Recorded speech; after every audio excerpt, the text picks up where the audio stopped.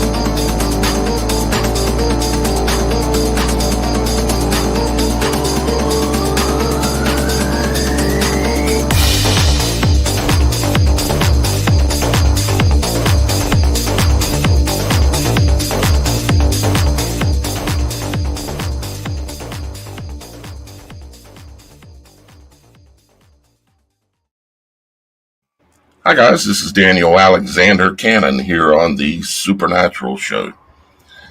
A show that is not for entertainment purposes only. Today we have Jesse Howe is here with us today. And I've known Jesse personally for a couple of years now. And I've been on his show a couple of times. But Jesse is someone who he works so hard on his platforms, and like myself, has been chopped at the knees a number of times, but the man jumps right back up and runs on his knees if he has to until we can get back up on his feet. He's lost, I think Jesse said, about 8 YouTube platforms, and I'm sure other platforms as well. For what? For telling the truth. For speaking the truth. These are the penalties that people like Jesse and I and many others go through in order to try to bring some truth to y'all guys.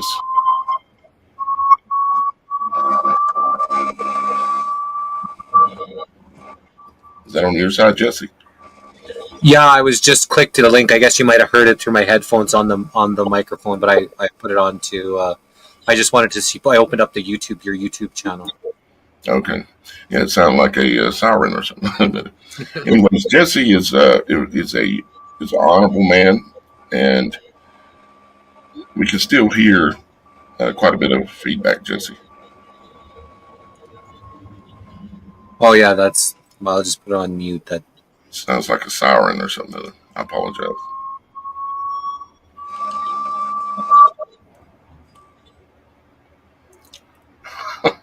So anyways, I'll finish introducing Jesse, and then we're going to go straight to Jesse, because Jesse is a really special feller, and he has talked or interviewed in excess of 800 different individuals.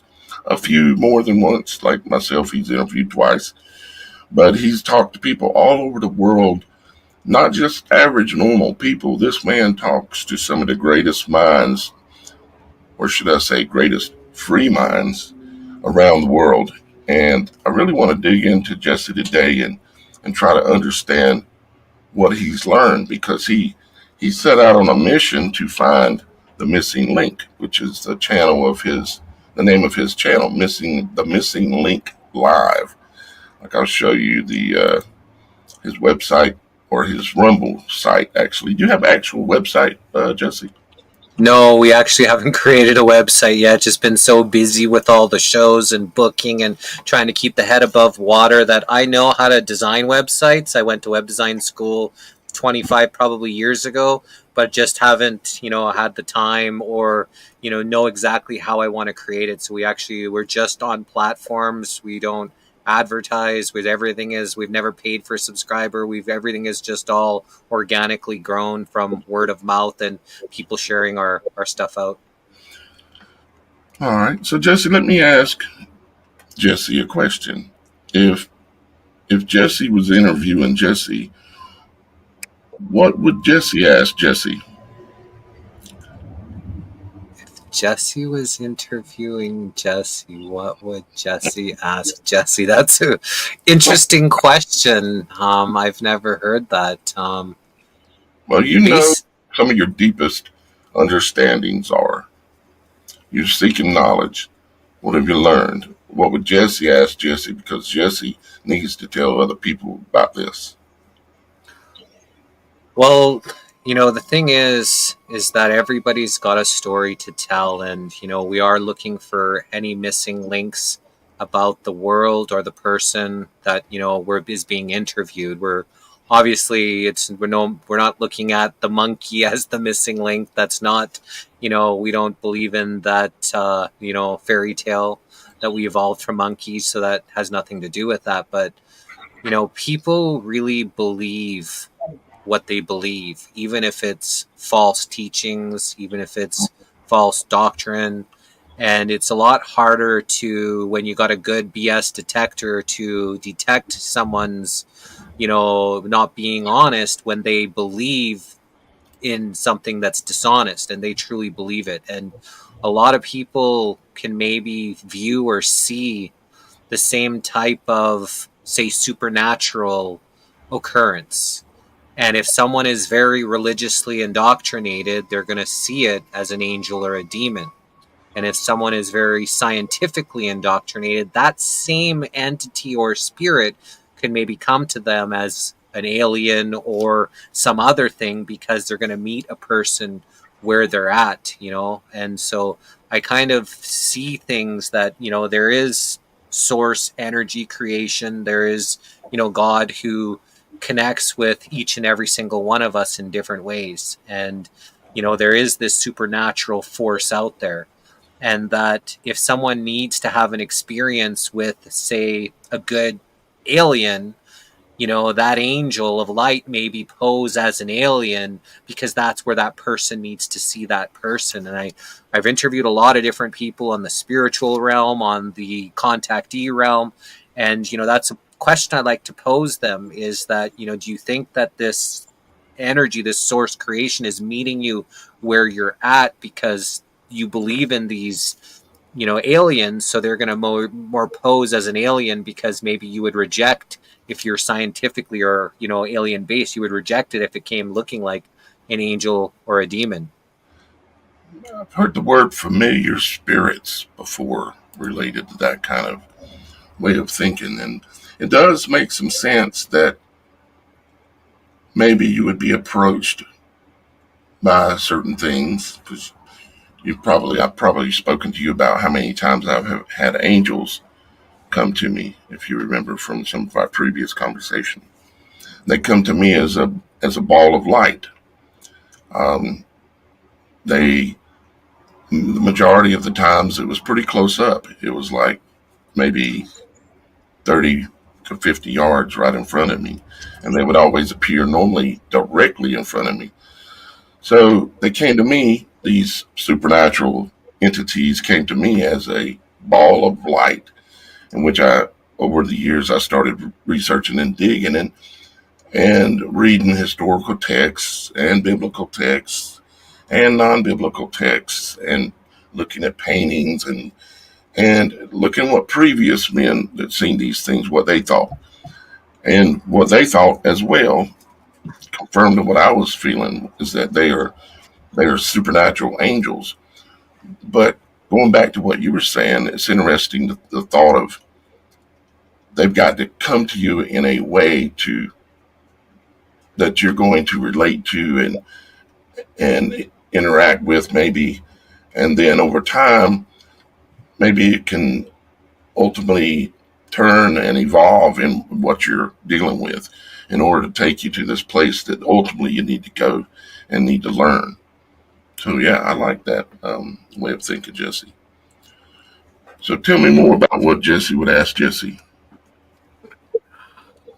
what are his views on where we're at when it comes to scriptures, maybe prophecy, because I really think that these powers that be that are maybe pulling the strings here, whether you want to call it the Jesuits, the Zionists, the Illuminati, the 13 families, the Freemasons.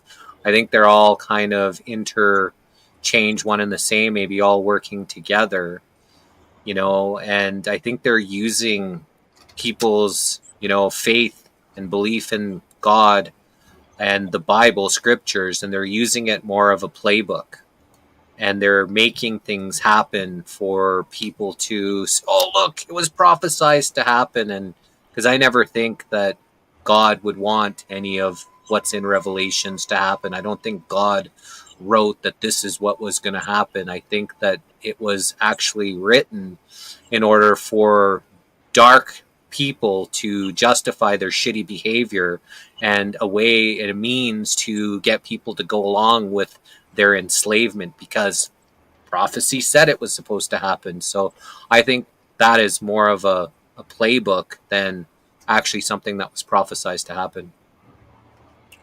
Okay, so let me clarify so I understand. You said, and you're referencing biblical scripture, right? Because I've always found it interesting that it's called script or scripture, or a script like a script for a movie or a script for a time or a script. But then I also know that, or at least I feel confident that I know that time repeats. Um, Generations repeat. Everything repeats. Morning, noon, and night. Our lives repeat. Spring, fall, summer, all this. And the moon cycles repeat. The sun cycles repeat. Everything repeats. So time must repeat. And I've seen a lot of evidence that makes me think that time itself repeats. So therefore, the Bible, um, it seems like to me that a lot of what's written into the Bible is script written almost from another time, because they know that there's nothing new under the sun, and these things will repeat. Just like back in the days of Babylon, where they built the tower, to the heavens, and it was a spinning type thing, a toroidal type tower that went in a spin, very similar to like a serpent kind of thing. And they built it in the center of the most powerful city in the world at the time, Babylon. And then here we have this thing in the Bible called Mystery Babylon. And then we've got New York City that looks like, there's even a town a community in New York City called Babylon. It's on Long Island. And there's all these other signs and things. And then they've got the tower, the Freedom Tower, that they took two buildings, combined them together, and they swirled them up again into a big Babylon temple looking thing, just more modern. And so it's like there's lots of signs and lots of ways that time repeats itself. Now, going back specifically to what you were saying about the Bible, I'm trying to understand, are you saying are you saying kind of like what I was saying there, like the Bible is a script maybe of a previous time, or a script written, I don't know, can you explain it a little bit better than I'm trying to? So my beautiful girlfriend Angeline, she was deeply enrooted into Christianity, into church, and went to all the Bible schools and studies. And she's read the Bible 5 times. She read it twice in its original language and studied culture and cultures of when it was actually written. It was written in apocalyptic language for those people at that time, in order for them to maybe share what their view is on God, and try to teach people that there is this magnificent creation, and to teach them. And it came from more of a Jewish origin. This is Jewish stories about Jewish people telling people that their story of God and creation. And so basically it's their story that has been changed because scripture has been changed a lot. Every time there's new rulers, every time there's new languages, every time there's new people, they've changed things, changed wording, changed phrases. And so it's not exactly the same as the messages as there were. Like, there was no hell ever in the Bible, and there was, they called things like Gehenna, which was a burning, firing pit. It was a garbage dump where they disposed of bodies, where it was constantly burning. But now they've changed that all to hell, right? And so there's different interpretations of things. And I when she talks to me about the Bible, and we've done deep dives into it, I kind of see more of a preterist version of Revelations, that this was all the warning of things to come, and those things already did come and to pass. And so I think that they keep replaying this, fear of this is supposed to happen, because how do they control people? Through fear.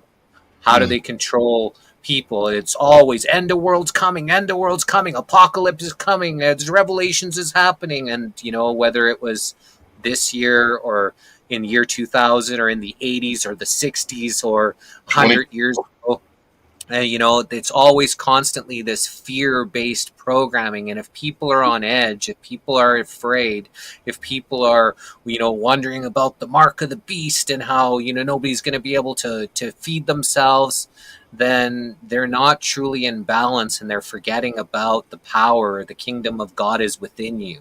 You have the power. You were created in God's image, and when you're in alignment, you're not afraid, then it doesn't matter what the external does, because you're living in a higher vibration, that you're not affected like that. You're taking, it's good to know what's happening, but you want to also be able to, live your life without being afraid. Like, obviously boogeyman colds and all these other things that they're trying to make people afraid of. And that's what keeps people away from their true connection, the true power that God's instilled in each and every single one of your hearts. Said perfectly. Said absolutely perfectly. And it does seem like to me that this thing has played out before. I mean, because ever since I was born, they've been telling us we were going to get blown up by nuclear weapons. They had me at 5 years old hiding under a desk in elementary school. Like, hiding under your desk, if the building's blowed up and the whole city's blowed up, it's going to do something. It would do absolutely nothing. But what it did was build and instill fear into your mind that the Russians or somebody was going to blow us up. It was going to do this.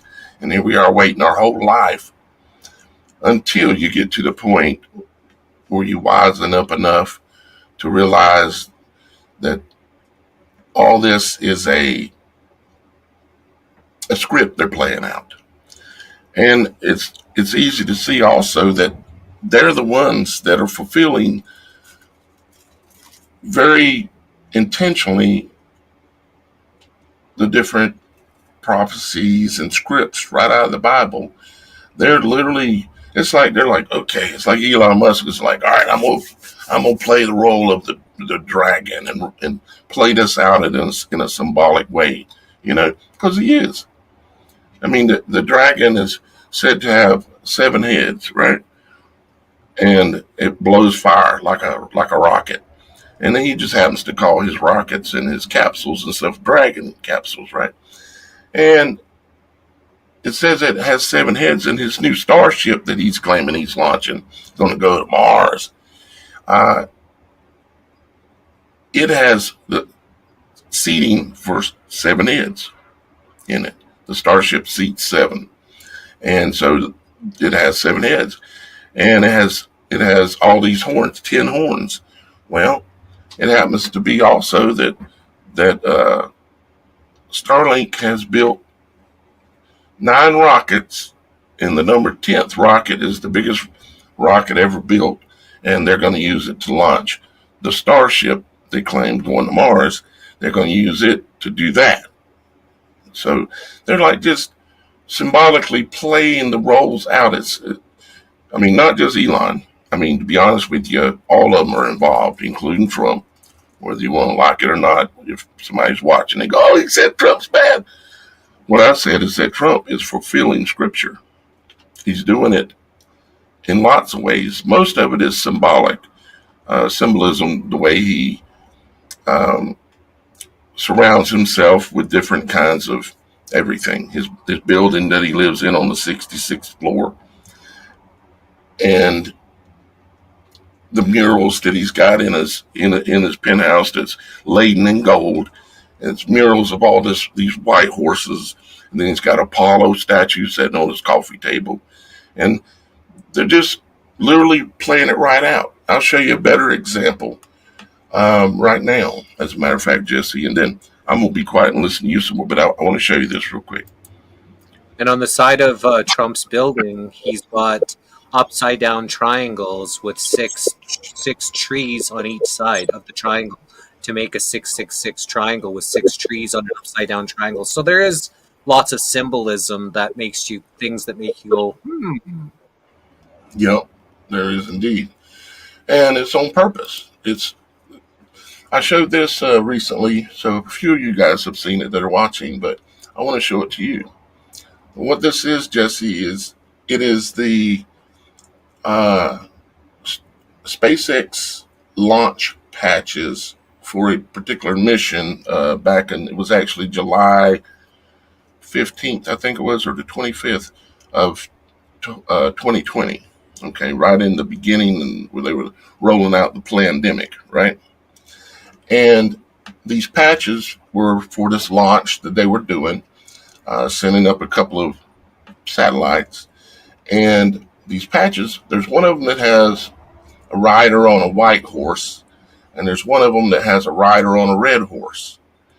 And the one with the white horse is has a type of crown on the head, and has a bow with an arrow or a spear or whatever you want to call it, and it says "blow it," and it shows two crowns down here. As you can see, it says "Our time has come," and then it has a rider on a red horse that has a sword. It shows swords down here. It says "Our time has come," and I can't help but look at like Revelations 9:1. The fifth angel sounded, and I saw a star fall from heaven unto the earth, and to him was given the key to, excuse me, I'm on the wrong Revelations. What is it? Revelations 6:1 maybe is what it is. Let me see. Nope. Why am I not remembering this correctly?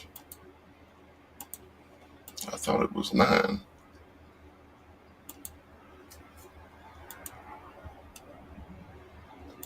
I apologize, guys. Do you remember all what? good, brother. Take Do your you time. remember what that is? Let me. I can run a search for it real quick.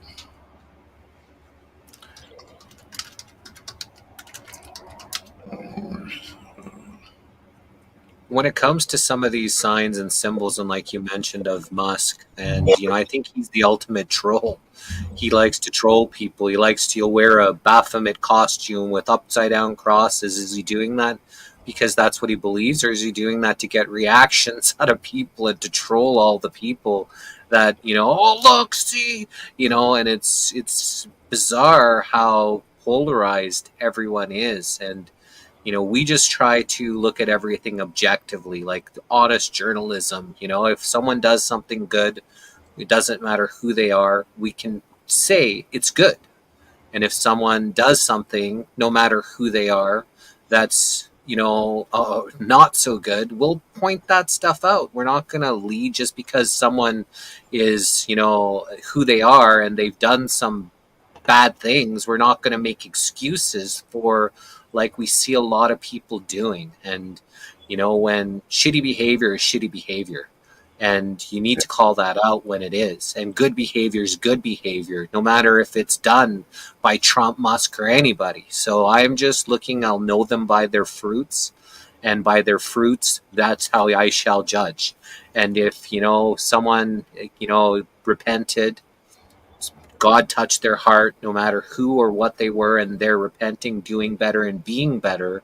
I think that's what all that we're here for, is to do better and be better from the circumstances we've been given. And so it doesn't matter A to Z. If someone is doing good deeds, we need to, make sure that, we're saying that these are good things that are happening, and not just, no, that's deception, and like, well, it's still a good deed. We don't care what the reasoning behind it, as much as actually humanity benefiting from the things that are happening. Right. Yeah. Well, I was able to find the scripture specifically I was referring to, and then we're going to move on from this because I want to dig into your mind some more. But this is talking about the four horses. Okay, it says, "Saw when the Lamb opened up one of the seals, I heard as it were a noise of thunder. One of the four beasts saying, 'Come and see.' And I saw, and behold, a white horse, and he that sat on him had a bow, and a crown was given to him unto him, and he went forth conquering and to conquer." And then you come on down to the second seal. I heard a second beast say, "Come and see." And there went out another horse that was red, and power was given to him that sat thereon to take peace from the earth, and that they should kill one another. And there was given unto him a great sword.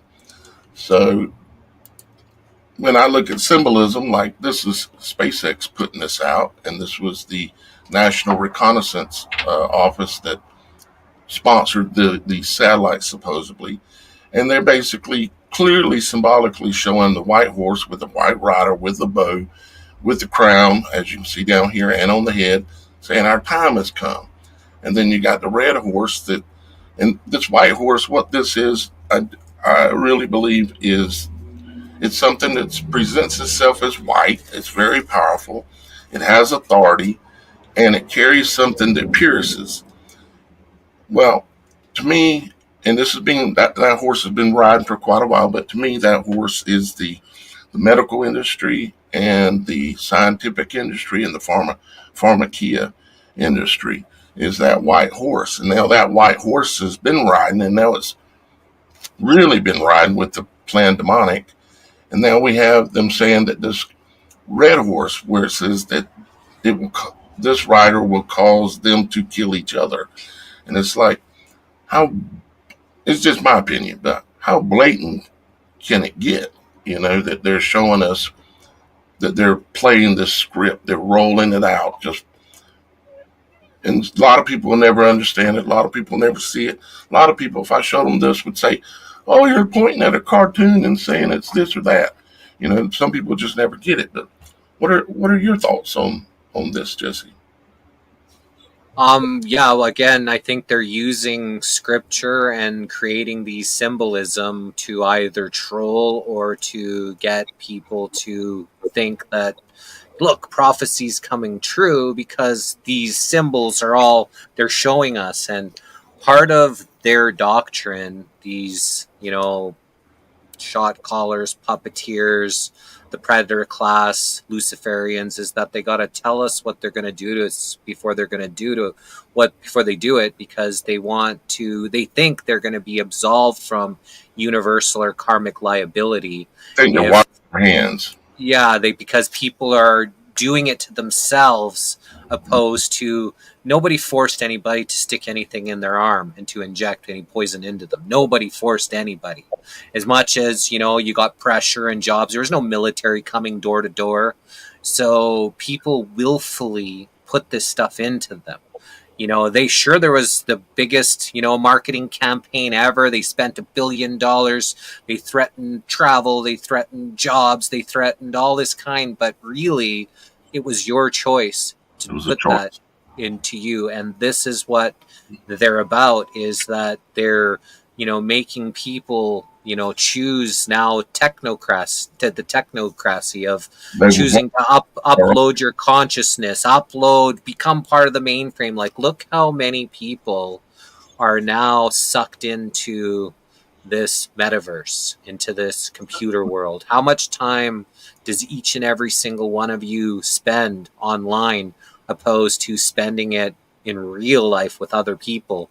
Actually sitting down and eating with people, going out for meals, having dinner, and getting away from computer time, screen time. You see in a lot of restaurants, people can't get off their phone while they're even eating together. They're sitting on their phones, and not actually spending that time because we're being sucked into this, metaverse. And is that taking us away from our true natural beings? Are we turning away from God and turning into this, a technocratic world where AI, like, I've never actually even asked AI a question, except for like Google maybe is now AI or whatever, but I've never gone to chat GTPT. I've never talked to an artificial intelligence. I just never aligned my energy with that. I just feel at this point in time, I know we've got a podcast and I could go into AI and do these amazing clips and get us out there and reach much more people if I've used AI. But for some reason, I've just never felt I wanted to align my energy with AI at this point in time. I don't know down the road, who knows, but I'm just at this point, I'm staying away from it. I'm trying to limit my screen time. I've spent enough time on the show. We do, 2 hours almost every single day.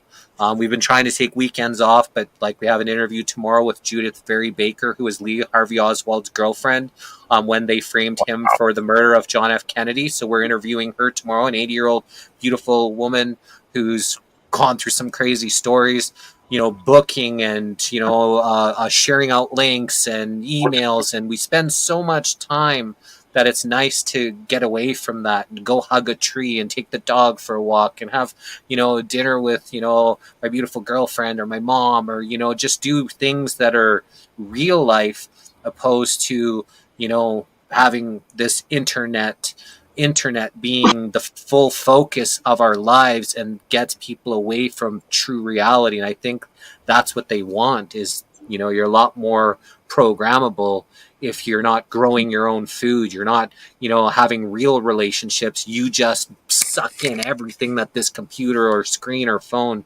dictates to you, and That's, that's your reality. I think that's why they call it the internet. And what is a net? A net is something that catches something. And what is inter? Means, of course, inside of something. And so, yeah, exactly. They are. It's literally a trap. And not only that, now they're saying they've got $80 billion that they want to build the trap bigger and better, and or at least $80 billion. Where they're wanting to build these Stargate AIs, and oh, they're going to hire a bunch of people, give them jobs. And when you're working for someone else, and I hate to say this, but it's just the truth, and I've done it most of my life, so I'm as guilty as anybody. But when a job is a involuntary servitude. You're working for somebody else's dream. If you're not working for yourself somehow in some way, you're just building someone else's dream. Job And is just over broke.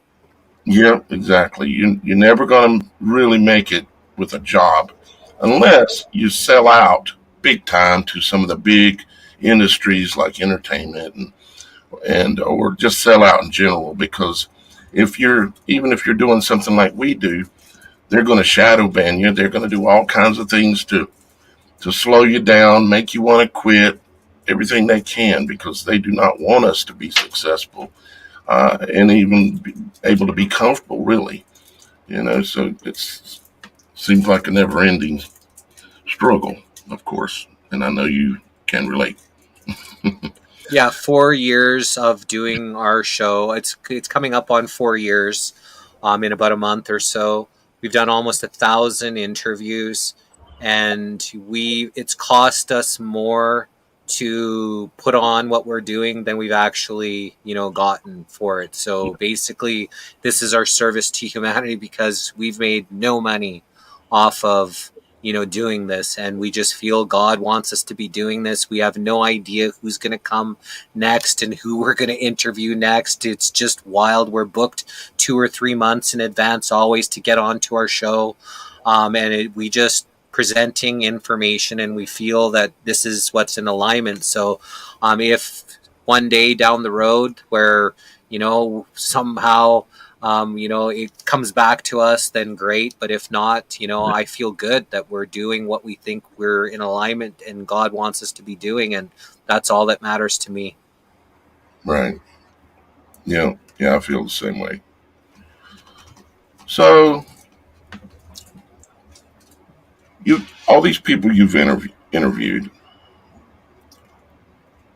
who who were either, not necessarily, doesn't have to be who, but who or what was some of the most surprising revelations that just stick in your mind that you always can't forget, that you learned in your journey so far, Jesse? That's a good question. Well, I think some of it has to do with aliens and alien contact and things. Like, we had a lady named Elena Dannon who's come on our show, I think 3 or 4 times now. She's got quite a large following of people, and she got impregnated apparently by an alien when she was 9 years old, by some tall grays, and then some Nordics came and had to pull out the implant, and she's been communicating with these Nordics ever since. And it's just like, all these, like, I personally have never had a alien experience. I've never seen a demon. I've never seen a dark entity. I went through a time where I got stabbed 12 times and I had this voice of God or something talk to me, and I saw my body float away. I know of supernatural, I'm connecting and seeing, supernatural beautiful things every day, but I've never seen an alien, and I don't even know if that is actually even real, but people are having these experiences like this and communicating, and it's very profound that people really believe the experiences they're having. Do I say it never happened? No, I can't say that. But it did happen to them because my bullshit detector is really good, and they actually believe that this stuff has happened to them. Now, how do we explain it? Is it, again, supernatural, just giving them the experience that they need to have to help them with whatever it is their mission is or their journey? I'm not sure, but I know that it's very profound that there's many people, like we probably interviewed 100 people that have had experiences with some type of alien or some type of extraterrestrial.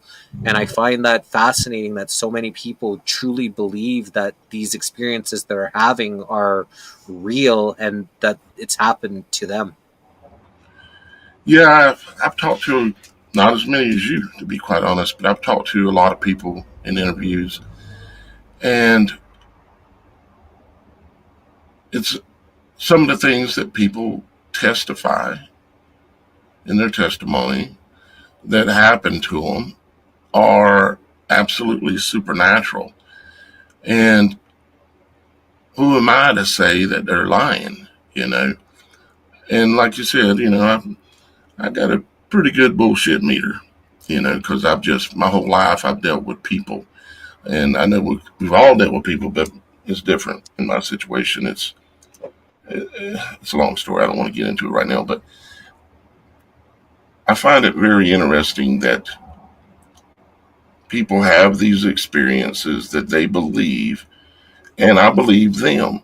But yet, at the same time, like, well, I'll just say it like this: I don't believe in aliens myself. Okay, I believe we live in an enclosed system, and what we're looking at when we look up at the heavens is not what we've been taught. We're looking at another realm or other realms, but they're not a place that if we can get a big enough rocket, we can get to or something. It's something supernatural, that is above us. And I know that we are in the image. We said we were built in the image of God. And I can look at our bodies And I can see heaven and earth within us in many ways that I could explain. I mean, you can see the sun. You see the background behind us here in the studio? It's called a full sun halo. And under the right conditions, the sun makes an eye that when it comes up over the horizon, it opens up. And it has a pupil, it has an iris, it has eyelids, it has the white part of the eyes, as you can kind of see there. It has everything. And so here we have an eye in the sky that's the sun. And the sun itself is the pupil. And so you start looking at your body all over, everything about us. You can find the garden, you can find heaven and earth. It's all within us because, again, we are in the image of God, and God is in the image of all of creation, I think. He's built into it, you might say. And so, let's see, where was I going with that? It was off good information, but I ran into a dead end road there for a second. One thing that popped into my mind while you were saying that was at one point I felt like God was this giant being and the earth was inside of his eye. And like how you just mentioned, the eye opening and he's walking around and everything that's happening here on earth, all the experiences, and this is how tiny of a speck we all are, is just in the side of this magnificent creator. Is, we're the apple of the eye, we're inside of the eye of creation. And so, that was just some thoughts that I had. I obviously have no proof, behind that, but it was just fascinating to think. Vision that. Yeah, I visioned it. A vision of it. That's interesting. Yeah, I mean, because you look at the pupil of the eye, and it's called the pupil. If you look at the sun, okay, well, that's the pupil of the heavenly eye. And what is it looking at? It's looking at us. It's looking at creation. It's like, okay, we're the pupils. We're here to learn. We're here to try to figure all this stuff out. We're not here to be slaves. We're not here to be afraid. We're only here for a short period. Why you want to run around afraid? What you need to do is realize that if you're going to be here, you're going to be here. If you're going to die, you're going to die. None of that matters. What matters is the experience that we're going through and the attempt at trying to learn and not only learn, but to share what we learn with other people so that we're not alone on this journey, you might say, down here. Because when I can talk to somebody like you, and I would imagine you are the same way, it's really enjoyable to have a conversation with someone that you may not agree with on everything, but you agree on a lot and you can understand and relate to each other. Because like if you walk in the average grocery store and start talking to somebody, there'll come a point where you'll get this. Like the deer in the headlights. The fluoride stare. Yeah, that's a good one. Yeah, the fluoride stare. Exactly. One thing I wanted to mention about when you were talking about how when you were, in, elementary school and hiding under the table about this big bad threat of nuclear war. And they, nuclear Armageddon, look at, and they even talk about these nuclear powers and look how destructive it could be. And they made us so afraid and they showed us these videos on, what could be the destruction. Well, didn't they drop, or they so-called drop, a nuclear bomb on Hiroshima? Didn't they drop a nuclear bomb, or so they say, on Nagasaki? If you look up a picture of Hiroshima and Nagasaki, of what it looks like today, less than 100 years, and there were supposed to be thousands of years of nuclear fallout and radiation. If you look at a picture of the city, it looks nicer than any city I've ever seen in America or Canada. It's bustling and green and buildings and it is beautiful, these cities of what it looks like. And this is where they dropped a nuclear weapon. This is what they've made us to be so afraid of, about nuclear war. And there's still these nuclear threats. And, and this is what a nuclear devastation city looks like, So was it a bomb? Yes. Did they drop it on a Christian church? So I've been told that that's where they actually detonated the Americans detonated these bombs on Christian churches in Japan. But this is supposedly nuclear fallout. Is that something looks like you should be afraid of? And if you go over to in Russia where they had the supposed meltdown or whatever they called it or whatever happened there, where everything was going to be destroyed forever. What was the name of that place? The school. Fukushima? Well, Fukushima is another good example. Exactly. There's people there in Fukushima living right now, growing gardens and everything. But no, it was in Russia. It was Oh, Chernobyl. Chernobyl. If you pull up Chernobyl, it's the same way. The only thing is there's not as many people living there. Chernobyl. I know I ain't spelling it right, but And I'm not sure if you're aware, but in Fukushima and Chernobyl, they planted hemp plants. And why hemp? Because hemp cleans radiation. So is there radiation from nuclear? Obviously. Is it, as devastating as they say? I don't think so. But hemp actually cleans the soil, cleans the air. If we really cared about our, environment, we'd be planting hemp plants and hemp trees everywhere, making papers, plastic, clothing, food out of all the hemp. That's what we should be doing. All these environmental warriors, climate change, lunatics, if they really cared, they will plant hemp everywhere. Take all crown land, take all government land. Instead of paying someone to mow the grass, plant hemp plants there. Why don't cities have fruit trees? And you care about homeless? Well, why don't you have trees that bear fruit everywhere that people could just eat if they were hungry? So these people that are social justice warriors, why aren't they actually trying to get real change of real things that can actually help everyone? well, I think most of us already, including yourself, kind of know the answer in the fact that they don't want free people. They want us in a prison. They want us to build the prison, and then they want us to enter the prison. All voluntary. Like right now, they're building Stargate AI, right? Who do you think is going to build that? The people. They're going to pay you a wage. You're going to have a job that ain't going to change your life, but you'll make a little change, and you'll help build the prison, and then everybody will be in it. Unless we literally have some kind of real, I mean, a lot of people have woken up a lot. I would say in the last 4 years since the pandemic, there has been a great awakening. But there's a lot of division within it still as to what people believe or don't believe. And that division causes conflict. I mean, you can go on TikTok right now and you'll see all these channels that they've got their subject and they're talking about it, and they got guests coming on talking and stuff like that. And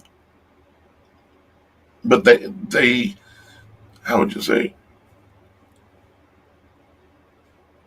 they just seem to be kind of still lost, even though they understand a lot of the things, but they're still kind of lost. But we have had a great awakening in the last 4 years, but we need another great awakening. But you take, for instance, like a guy like me, a guy like you. The problem I always had with like guys like Alex Jones, for instance, is that he has this huge following.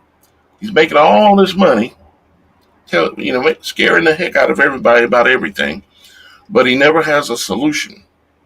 Yeah, he might sell you something. He says it's going to keep your hair growing, which I don't need. But they never have a solution like, okay, let's all sign up for this. We're all going to investigate this together, and we're going to come up with a plan of action as to how we're going to approach everybody in this state, everybody in this state.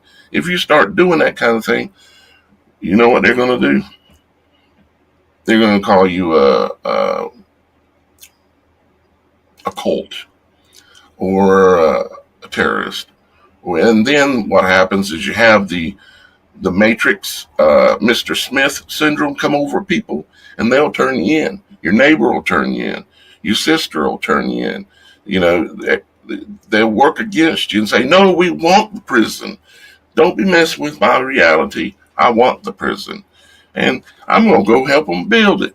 Look, it's like, how do we escape this, Jesse? Do you have any ideas how to get out of this? What can we do together?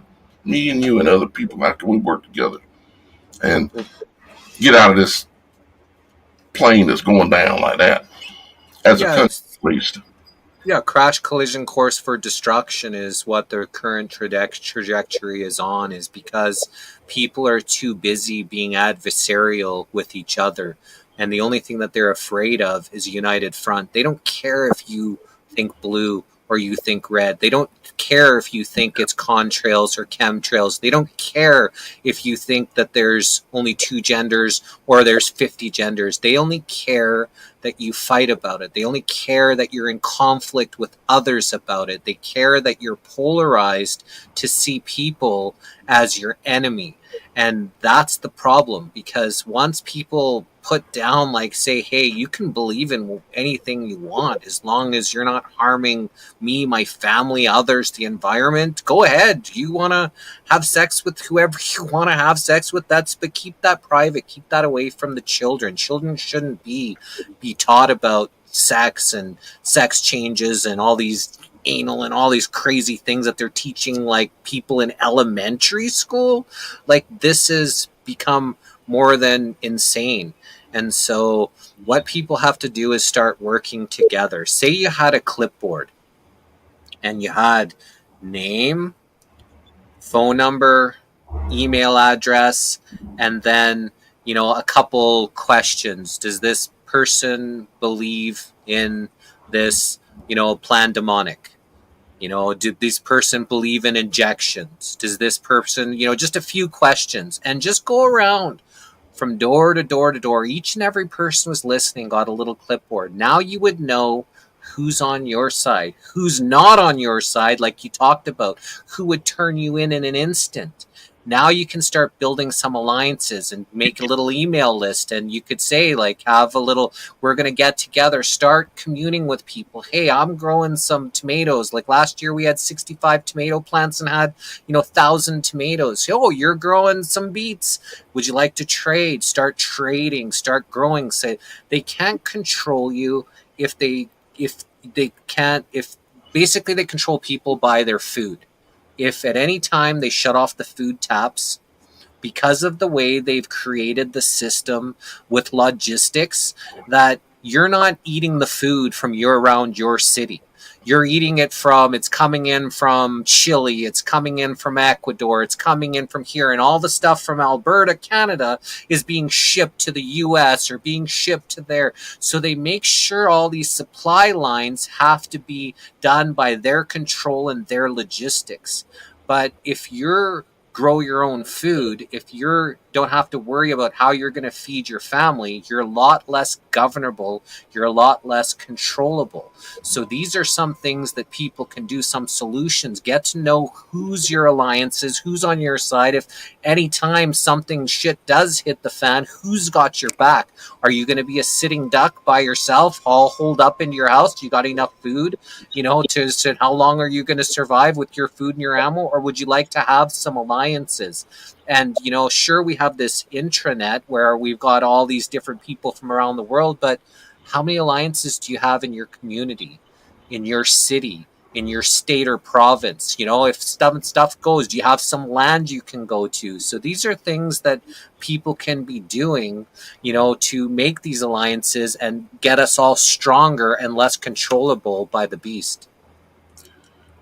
Yeah, and I agree with everything you just said. I think we should start locally. As a matter of fact, I've done some of that. I'm going to show you in just a moment.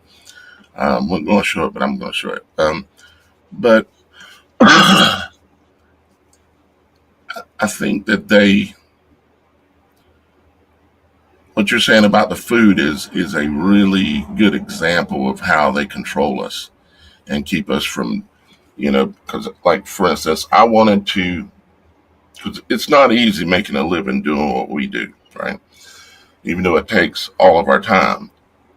I wanted to start a little side business. Let me show you what it looks like here. Here we go. I wanted to start a little side business, and I called it Roadrunner's Kitchen. Okay.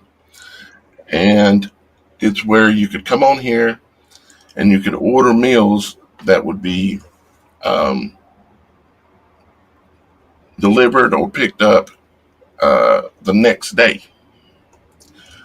And I also had a little thing going with a couple of local stores where um, we would do a cooking in the morning time. And for example, what we would cook, like this chicken perlo, chicken bog, what we call down here chicken bog or chicken perlo, here in the South. And it's a meal that you can cook it all in one pot. And it's basically chicken and rice and onions and the chicken broth and spices all cooked in one big cooker. And I went and I bought a big cooker. I mean, the cooker will cook 60 cups of rice. That's a lot of rice. And I started cooking. I had the website all built, as you can see here, with some different items that you could order to be delivered tomorrow, or you could go to these locations and pick up what was ready today. But what did they do? They had come in and said that I was going to be sued and that I was going to be fined and that I was going to this and that, and threatened us basically.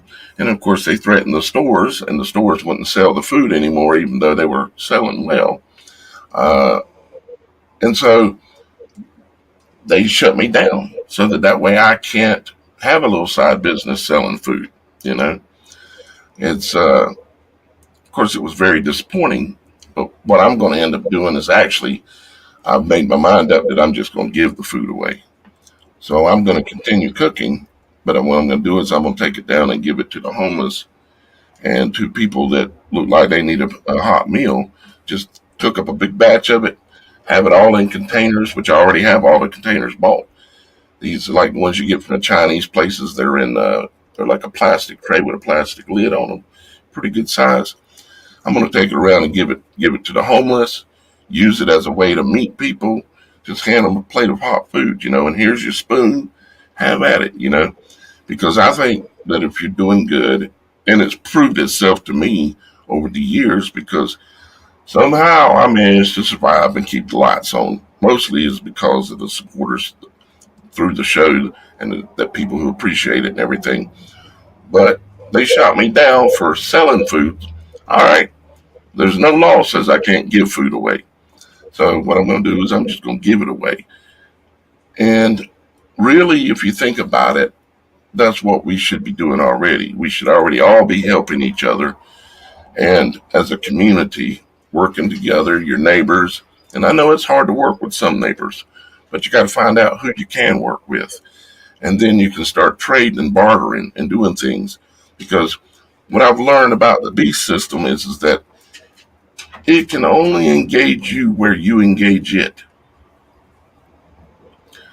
Give you an example. They own the banks. So don't be surprised when your bank account's closed and they keep your money. Okay? They own YouTube. So don't be surprised when they terminate your channel. They own the corporations. Don't be surprised when they say, I know eggs used to be 99 cents a dozen. They're now $7. That probably sounds cheap to you up there. But, they control all this stuff, but they can only, everywhere that you can take away a piece of their power by not participating in a system is more power that you have. So, like, I've got a chicken coop I built in the back that I haven't put any chickens in it yet, but it's ready. And as soon as it warms up just a little bit more, I'm going to have chickens. So that way I can have my own eggs, no more $5 a dozen. I just go out in the backyard and pick them up. You could maybe get them for. So my buddy who's got an acreage, he just told me that he got 200 chickens free from the Amish people, the Hutterites we call them here. So every certain they've got to get rid of their chickens. They only keep them for so long, and I think they had 10,000 chickens that they needed. He took 200 of them, and because they're in such confined spaces, they didn't have feathers and stuff. And once he had them in his chicken coop, after a couple months, they started to grow back all their feathers, and they produced the most amazing eggs. I get my eggs from the Hutterites, and I have for maybe 7, 8, 9 years. They don't use the chemicals, the injections. They don't use this kind of stuff on their animals. I didn't, I like their dark yellow yolk eggs, but just Yeah. for example, reach out to these Amish, these Hutterites. They like people as much as they're secluded. They've got really good eggs and meats and things like that if that's Mhm. what you're looking for. But also ask them, just say, hey, I'm looking to get 200 or 100 or 50, whatever you're looking for, chickens. Do you guys have, live chickens for sale? Do you guys get rid of chickens? So I heard that sometimes you guys give out free chickens. Just ask them, and who knows, you might be able to get a whole bunch of chickens for free. I think I'm going to take that advice, and I'd recommend all of you out there to take that advice.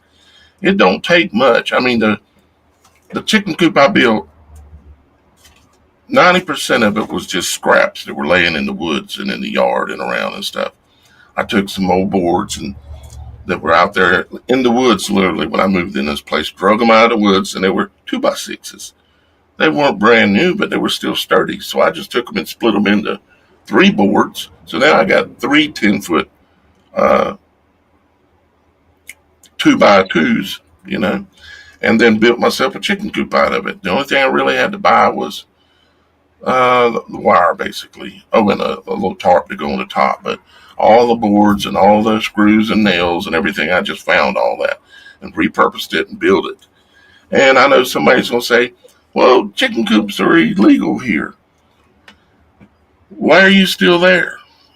For one question, you shouldn't be somewhere where you can't use your own property to a decent level.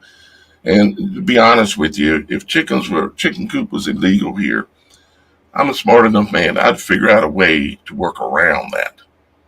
It would be, you'd have to make it not look like not a chicken coop. Well, whatever you got to do, you got to you got to try, because we've got to, as we start talking about this, what can we do, Jesse? Is we've got to think. You got to pull yourself out of every system that you possibly can. And I know they're doing everything they can to pull you into the systems, especially the medical industry. I mean, they're doing everything they can to get people to participate in the marketplace and all this stuff. They want you on every pill they can get you on. Not one of the pills is going to cure anything you got. It's just going to take care of a symptom, and then it's going to give you 3 or 4 other illnesses that you're going to need 3 or 4 more pills until you've taken 10, 15 pills a day and you're sick as a dog. And The that's problem is, yeah, the problem is that they could actually help you. The pharmaceutical industry, if it wasn't this sorcery, this black magic, they mm, take a natural substance and make a synthetic copy of it so they can patent it and hold it as their own. But in most of the things that are helping some of people's symptoms is because it's coming from natural substances that they've now patented, made synthetically, which is now harming you in other ways. They may actually help you for a certain, symptom or whatever, but it's actually hurting you.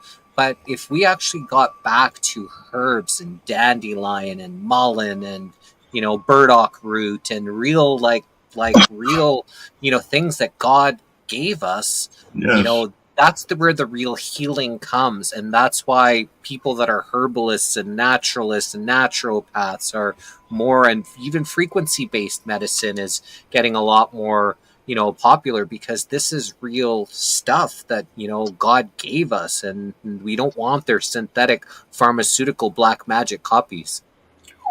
and some people say, well, Jesse, I I need those things. I need those things because I have this problem or whatever. They've been convinced they've got this problem or whatever. And they say, so what, how can I do this? Well, I'm going to show y'all guys something here real quick here, just a second. If I can get this to open. That's not a good one. You see, I believe that everything we need medicine wise exists. Here we go. I believe everything we need medicine wise, like Jesse's just saying, exists here on Earth, here with us, around us. What you got to realize is that you got to go out there and you got to look at those 4-leaf clovers or three, the clover, and realize which ones of those clover can you put in your salad and eat it because it's an herb. You're cutting and trying to kill the clover and its food, and you're growing the grass and you can't even eat it. I mean, you got to have two stomachs and to be able to, two or three stomachs to be able to eat grass because it's got too much fiber in it. But like, give you an example here. What I like to use is the way I explained is what you want to do is look for foods that look like a body part. Okay, this is just a picture I pulled up real quick. A good example in this would be ginger. Ginger, it comes from underground. It's a root, right? Where are our roots? Our roots are in our stomach. We could carry our roots around with us. A tree puts its roots down into the earth and pulls out the minerals. We take the earth and put it in our mouth and swallow it. And our roots are inside of our stomach. So you want to find roots and things that grow underground that look like problems that are inside of your body. Like if you got stomach problems, we all know ginger is a good thing. Why? Because it looks like the stomach. It even is the similar color to the stomach of your normal intestines. You can look at walnuts. Walnuts are in the crown of the tree. This is our crown. Walnuts are in the crown of the tree. And they're in a hard shell. And if you crack it open, it looks just like a brain. You don't think that's a hint? And I ain't talking to you, Jesse, I'm talking to the viewers. You don't think that's a hint that the brain looks like a walnut and a pecan and other kinds of nuts? It's the creator's way of trying to show us. But if we're too busy to not stop and think, you're never going to get it. If you take, for instance, celery, okay, what does celery look like in the body? Well, that looks like a tendon or muscle. Look up celery and see what it's good for. It's good for tendons and muscles. Look at banana. What does a banana look like? It looks like a muscle, where the tendons connect on the end and the muscles in the middle. Look up a banana and you'll find out that it's really good for your muscles in your body. And so all these pharmakeia things out there, try to get away from it. You got to get away from it. We all do. We're all guilty. This isn't judgment. This is saying, here's a revelation for you. The food and cures are all around you. You just got to go out and start looking and not be complacent and keep going to the grocery store where we don't even know. It might say organic. It might say all kind of pretty words. Non-GMO. I see that in the grocery store all the time. Yet something tells me they're still lying because they're liars.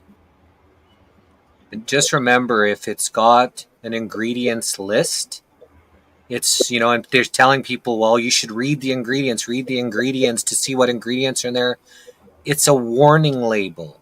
Mm-hmm. Real food only has one ingredient, right? Real food doesn't need a list of ingredients to tell it what it is. And what's this natural flavoring? Do you notice how most things you buy, it says natural flavoring?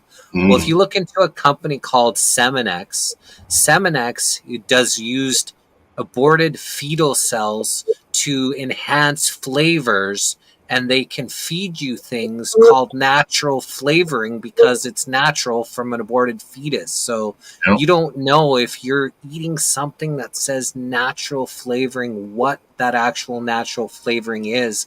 And it seems like part of this craziness that people are going, this gender dysphoria, these, crazy thoughts, suicide, all these type of things, is because it seems like they're trying to feed people back to themselves with the either the stuff they're injecting in their bodies or the stuff they're feeding them.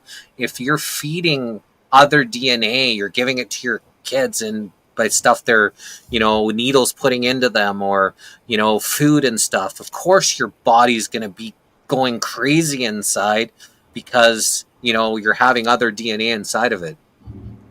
Right. One thing people miss a lot too, Jesse, you said the word DNA and it triggered me to remember this, is that seeds, like if you go and you're going to eat a peach, you need to bust, if you're not going to plant that seed, You need to bust that seed open and eat what's inside, even if you just swallow it. But you don't want to just swallow the seed, because a seed like that can pass through your system and you never get any of the nutrients out of it. You want that DNA and that material that's inside that seed. And you want to do it with a lot of seeds. You know, you don't want to just throw anything in your mouth. Do some research, do something. But you need to realize you need to eat a lot more seeds. You know, like an apple seed a day keeps a doctor away. Where did that saying come from? And I wonder how old it is. Because normally something like that, there's something behind it. And if you take that seed, apple seed, and you just swallow it, it'll pass right through your system. But if you crack that seed and eat it, apple seed a day, keep the doctor away. Well, think about corn, and with now 90% of corn. Like when I just drove last September. I helped drive a buddy of mine from Alberta, which is just above Montana, to his house in Key West, and he's got a house on the ocean there. And he wanted me to help him drive his dogs, and we went through America, driving all through, and it was amazing. Almost every place we went to, it was blue skies, except for Nashville. All of a sudden I saw the chemtrails, and people were like, yeah, well, they made it illegal for chemtrails in Tennessee. And I was like, that was the only place that I actually seen them. So it was, it was kind of crazy. But all of the fields we saw everywhere across America, state by state by state, were all genetically modified corn and soy. Corn and soy. That's everywhere. What are they making? High fructose corn syrup from genetically modified corn, soybean oil, canola oil. These are all, supposedly it was done for, car, like for engine oil that wasn't ever supposed to be fed to humans. But when I just ate some corn recently, we just had some, Oriental food, and, there was some corn in there. And every time I went, number 2, there's full pieces of corn. It's just all the corn that I ate. It didn't get processed. It get just shot right out. So how can something that you eat go through all your digestive enzymes, go through that 10 kilometers of intestines that you have, get processed through your body, and it doesn't even break it down even like a little bit? It's full corn chunks. And basically every corn I ate, I could see in the other side. So just watch what you eat. And this modified stuff, wheat is among the worst thing that you can be putting into the body. They used to have, before it was, I think it was in the 50s or 40s or 50s, they changed to genetically modified wheat, and then they also changed the milling process. So we're very iodine deficient, because we used to get iodine from the wheat, but no longer, because they've taken that out from the milling process. So wheat is what there's a book called The Wheat Belly, if you want to learn a little bit more about that. And it's amazing. You can have the best regimens and exercise, but it's hard to get rid of this extra weight we have, because a lot of the stuff out there is poison. And you go hang out in another country that's away from North America, and all of a sudden 2-3 months later you slim right down, because you're not eating the toxic poison stuff that is in most, and even fruits and vegetables. Do you know that 2 years, sometimes up to 2 years, you can have an apple and it could have been in the storage for 2 years, because they put wax coatings and things on it? It's nothing fresh. You're very rarely, unless you're going to farmers markets and actually getting your stuff fresh, you go to any supermarket, most of the stuff has been there for months, sometimes even years, before you actually even consume it. Yeah, but if you do go to a farmer's market, what I always do is ask them, where did this come from? Where did you get it? Half the time I get, oh, I bought it somewhere. They didn't grow it, What you want is you want to find stuff that you're talking to the farmer or his daughter, or maybe to the backyard hobbyist gardener. You want to make sure that you think you're buying the real deal and you're still getting GMO. We really have got to make an effort, guys. Look, you may say, I live in a condo, I can't grow anything. No, you're lying to yourself. There are a lot of things you can grow, especially herbs. You can grow them right there at the sink by the window inside your condo. There are just lots of things you can grow right inside. Well, it won't look Tower good. gardens. Tower gardens. They have tower gardens where you can actually create with a light and a tower garden. You can grow basically anything in your own little condo. There you go. You know, and stop with this. Well, that ain't gonna look good in my house. Well, starving to death, looking good. You got to drop that dream that you grew up in and realize that you don't need to be growing grass. You don't need to be doing these nonsense stuff. Quit being dumb as I've always been. You know, think, think, and do something. Don't just think. Have some action. Do something. Grow something. And that's a way out. You see, you're taking away that power from them controlling your food. The more you can do yourself, and I know you say, "Well, I don't. Ain't no way I'm gonna be able to grow a cow. I don't have enough. I've only got a half an acre." Well, you need to find yourself a new buddy that owns some acreage, that's growing some cows, or maybe that's willing. Say, you get the calves.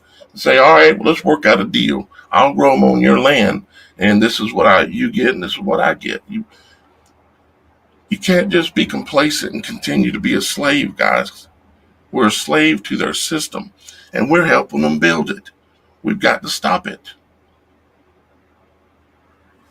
Food security is how they got you, right? The less Who's the you big one? are dependent on their system, on their food, the less you're dependent, the less you're controllable, the less you're governable, the more freedom, the more you are living in God's image, that God would be proud of you for not participating in the beast system. We can come up here and talk and complain and bitch, and we could do this week after week and year after year, but unless you're actually like faith without works is dead, where you actually can make God proud by not participating in that beast system.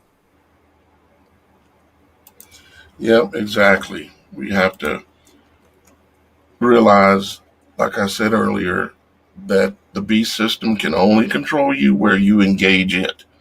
It's your choice. You're the one that's making the choice to not grow your own food. Well, I can't do it in this condo. Get out the condo. Make some choices that will lead you to where you can. Well, we ain't got time. The world's ending next year. Really? No, it ain't ending next year. We don't know. I don't know, and you don't know when and what if it ever happens. This world's been here a long time, and it's going to be here a long time. It's just a matter of where we're going to be. And where they want us is in the grave, because they don't need us anymore. They've got transhumanism figured out. They've got robotics figured out. They've got AI figured out. They can take AI and replace probably half the jobs in the United States with it. 99%, I think they're at right now. It may be 99. I mean, but I walked into a store yesterday, or not yesterday, a couple days ago. It was a gas station getting a little bit of gas. And all the cash registers were facing me. There was like 5 of them. I'm like, holy crap, this is self-checkout. And there was one lady standing there. And I walked up and I said, she was helping me. I said, so how long is your job going to last for? Because they didn't replace everybody else. She says, oh, I plan on being here for a while. I said, how long are they planning on you to be in there for? Because it looks right now, as soon as everybody learns how to run this little touchpad, you ain't going to have a job. Her eyes was like, because people just don't think, they just slaves in line. Another brick in the wall kind of deal. Well, it's going to get to the point where most jobs are obsolete, and then they're just, if they haven't genocided you by now or by then it'll be universal basic income, and that'll come with a set of rules. You need to take whatever, inject whatever, in order they want to have carbon credits where your carbon footprint where if you eat too much meat or you travel too much, well, you'll be restricted. If they catch you, like social credit system in China, if the camera, they've got 1 billion cameras in China, 1 billion cameras. Can't even fathom that number, but they've got 1 billion cameras in China that Ah, if you jaywalk across the street in the wrong place and they catch you with their facial recognition, which they have on system on all their cameras, they send you a ticket. And if you have enough tickets, then your social credit score goes down where you can't even go on a bus or you can't even get gasoline or you can't buy certain foods if your social credit goes down. So again, start growing your own food, start finding people with acreages, meld together with people that are going to come together. Hey, we're going to have 10 or 12 of us are going to go in on some land together, get some land, get away from the cities. If you really feel this revelation is the time and now, what was Jesus warning everybody about? To get out of the city. The city is where they're have their ultimate control, meaning yeah, you're a lot less governable, controllable when you're with some good people away from the cities, growing your own food, taking care of your own animals. yeah, yeah. Guys, we really, really need to be doing these things. Um, Jesse, I think we could talk all day, to be quite honest with you, but I know we're already almost at an hour and a half. So, um, guys, I'm going to drop. Let me do this real quick. Jesse's main platform, okay, guys, where he does the most at is Rumble. Okay. So I ask y'all guys, if you've got a Rumble account, go over there and I put the link in the comments just now. Please go over there here in just a moment and subscribe to Jesse's channel. He's got 11,800 followers on there. But if y'all guys have hung around listening to us talk, wouldn't you want to hear from Jesse again? So go over there and subscribe. You can subscribe on YouTube as well, but it's less dependable to be around. But I'm going to drop that link in the comments right now. So there's Jesse's YouTube link. And you said you use Twitter a little bit too, right? Yeah. Or So X, as Facebook, they name it yeah, now. I call it Twitter. I don't buy Well, I don't go into their, whatever their names are. It's once it's yeah, Twitter, it'll always be Twitter to me. So I'll always say that. But Facebook was always my main social media platform. In 2020, 5 days before we were going to put on our first truth telethon, where we had 26 truthers go back to back to back, they deleted my 13-year Facebook account with no ability to appeal it. And then, we just a couple months ago had our LinkedIn account deleted. We've had 7 YouTube channels deleted. So it seems like they're, trying to hinder progress, but we yeah, just continue moving forward. So most of the stuff that I post and things are on Facebook and so I'm trying to do that more on Twitter. And we also got a Telegram channel where I'm trying to do some posts and things, but Rumble for our interviews is our main channel where we would love for people to subscribe if you can. Find us in these other places. But just remember, we interview everybody from every walk of life. You may like somebody and agree with somebody one day, and you might think, what the heck is he interviewing that person the next day? And you're totally against it. Just be respectful when you come. That's all we ask for. For some reason, God wanted me to interview somebody, if I wanted to interview somebody, it's for a reason. And just be respectful of the people that we have on. You don't have to make some grand exit of why you think this person is the most horrible person. I can't believe they're on my show because it looks Gotta just move on to the next. But like, I'm just letting everyone know that one day someone will come on and love Trump and think he's the savior, and the next day someone's coming on talking about he's the Antichrist. So we're just doing journalism and interviewing everybody from every side of the fence. We don't ever tell anybody what to think. We just want to give you all kinds of information so you can choose what's best for you and your family during this pivotal time in history. Jesse, I wanted to ask too, which we can handle this off the live, but um, there's a couple of people that you've interviewed that I specifically want to try to get a hold of. 100%. Shoot me whoever it is, and I'll give you the contact information. Cool. Thank you very much, brother. I appreciate that. Well, guys, I hope you enjoyed this conversation. I hope that you've learned something. I hope that you've heard something that's making you think. Maybe think in a new way, a better way.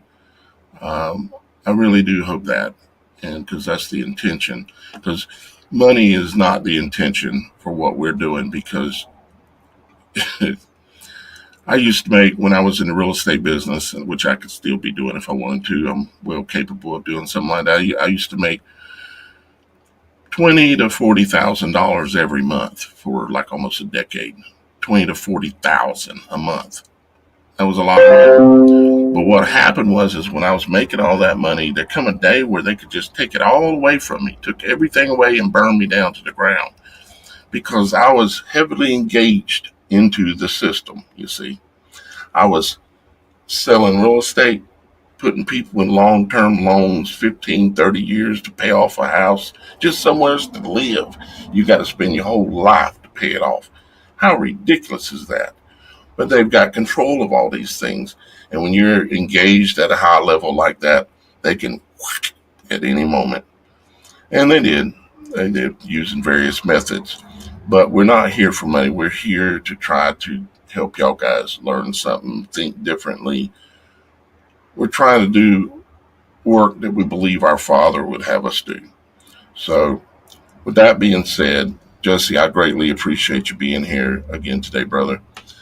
And I hope in a little bit of time, because I know how busy you are, but I hope you'd come back and chat with me again. And you come back on our show. I always love chatting with you. So I definitely, if you'd like to come back on our show in March or April, there's definitely a spot available for you as well. Might as well go ahead and just line me up, because you got a pretty good line going. And actually, I've got my niece, which she's been here in the chat. Her name is Roxy, and she has signed up with me. Signed up. I use that very loosely. She said, "Uncle Danny, can I?" I asked her if she would do this, and she said yes, and that is to be a recruiter. Because a lot of times I don't have time, because it takes a lot of time to go hunt down somebody's contact information, because people like us, well, I'm different and you're different too, Jesse, but a lot of people who do this kind of stuff, they don't put their information out there to be found, because they don't really want to be found. You know, some people, there's still a fear element. Me, I put it all out there. You can call me on the phone right now. The number's on the website. And, or send me a text right now. It's very easy. As a matter of fact, let me show you a number here. That way you know if you run across something very interesting that you want to make sure I see, you can, oops, that's the wrong number. That's the right number. You can send that text with any, like a supernatural story, a testimony to it. You can send in photos of something you've seen. Or if it's a video, you'd probably want to email that to LogicBeforeAuthority@gmail.com. That way I can get that, because it reduces the quality when it comes through a text too much. But with all that being said, Jesse, again, thank you very much, brother, for being here today. Y'all guys, please go on over there and subscribe to Jesse's channel. He deserves it. The man has put in some enormous amount of work and deserves a little support. And it doesn't cost you anything to go over there and subscribe. And if you don't have a Rumble account, they're free.